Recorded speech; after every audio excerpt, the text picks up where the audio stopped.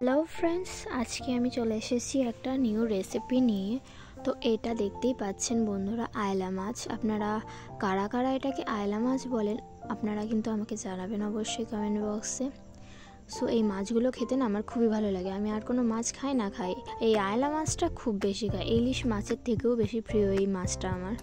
তো এই মাছগুলো নিয়ে এসেছিল বাবা আমার, মা কেটে এবার রেডি করছিল রান্না করার জন্য। বেগুন দিয়ে কিন্তু এই মাছটার হালকা যে ঝোলটা হয় না, ওটা খেতে খুবই ভালো লাগে আমার। আপনাদের কাদের কাদের ভালো লাগে এরকমটাই আমাকে একটু জানাবেন অবশ্যই কমেন্ট বক্সে। এই মাছটাকে কিন্তু ফ্রেন্ডস আর একটা নামেও ডাকা হয়, সেটা হলো গিয়ে ম্যাকরেল ফিশ। অ্যান্ড তারপর এখন দেখুন মাছগুলোকে কেটে নেওয়া হয়েছিল যেগুলো, সেগুলো এখন নুন হলুদ মাখিয়ে ভাজার জন্য প্রস্তুত করা হচ্ছে। এই মাছগুলো কিন্তু ভাজা খেতেও আমার খুবই ভালো লাগে, কেন জানি না, আমি খুবই আসক্ত এই মাছগুলোর প্রতি।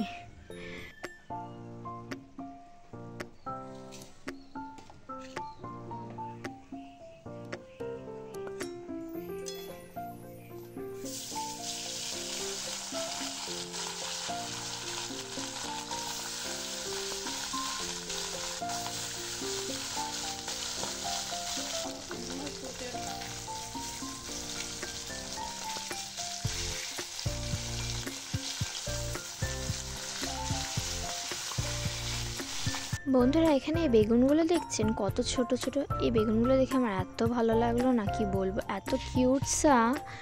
তো আমি মাকে সেগুলোই বলছিলাম দেখিয়ে দেখিয়ে। এখানে দেখতেই পাচ্ছেন বেগুনগুলোকে কেটে নেওয়া হচ্ছে। আমি আপনাদেরকে প্রথমেই বললাম যে এই মাছের ঝোলটা সবথেকে বেশি ভালো লাগে বেগুন দিয়ে পাতলা করে ঝোল বানালে, এটা খেতে খুব টেস্টি হয়। এখানে আলুও দিয়ে দিয়েছিল মা কেটে। তো এই বেগুনটা আর আলুটা আমরা ভেজে নেব কিছুক্ষণ।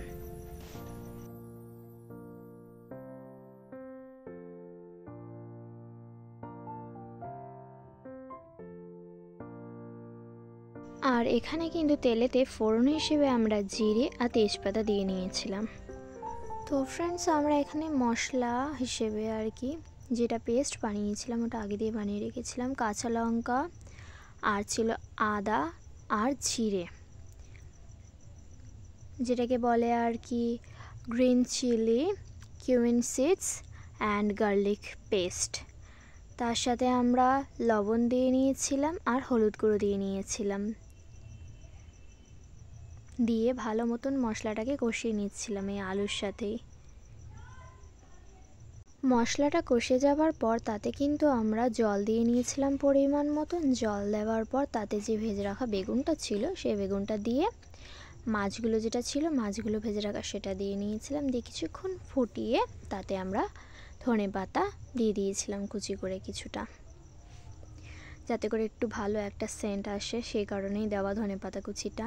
সো ফ্রেন্ডস, আপনাদের কেমন লাগলো এই রেসিপিটা আপনারা একটু জানাবেন প্লিজ আমাকে কমেন্ট বক্সে। খুবই ভালো লাগলো।